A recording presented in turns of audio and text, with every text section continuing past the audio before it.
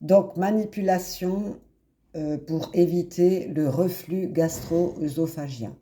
Donc, comme je vous l'ai expliqué, il y a des muscles constricteurs qui viennent serrer supérieur, moyen et inférieur. Et donc, rappelez-vous qu'on a devant la trachée avec les cordes vocales et derrière l'œsophage.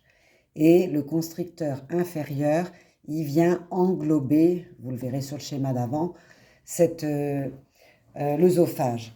Et donc, ces manipulations sont assez intelligentes dans la mesure où c'est un genre de stretching. Vous savez bien que les étirements aident énormément à garder de la souplesse et éviter les contractions. Donc, vous essayez de trouver cricoïde, qui est la dernière boule, et on ne confond pas avec un anneau de trachée, hein, parce que ça ne sert à rien du tout. Donc, on trouve la boule là, et quand on fait ou quand on avale, on sent qu'elle bouge. La manipulation est bilatérale parce que c'est de chaque côté qu'il y a ces muscles constricteurs. Donc je commence par le côté droit à côté de cette boule, ici. J'inspire. Et donc l'idée, c'est de tirer le tissu, hein, les muscles dans différents sens. Donc je me mets à côté de cette boule, j'inspire et je mets ma tête en arrière et je souffle. Ce qui étire. Je reviens au milieu.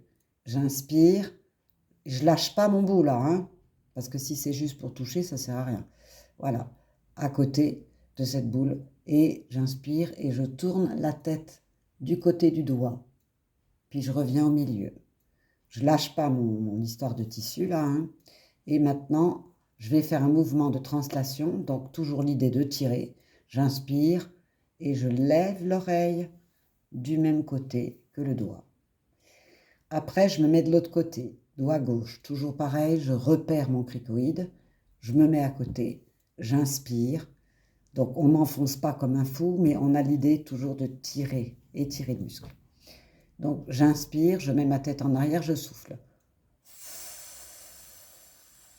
Et on sent que ça tire. On revient au milieu. On inspire, on tourne la tête du côté du doigt sans lâcher. On inspire et on lève l'oreille du même côté, mouvement de translation. Voilà l'essentiel pour cette histoire de reflux gastro-œsophagien. Il faut faire attention que les tissus ne changent pas, qu'il n'y ait pas de cellules anormales, etc. Il y a des aliments à éviter, ça vous pouvez regarder sur Internet. Et puis, pas trop stresser. Voilà.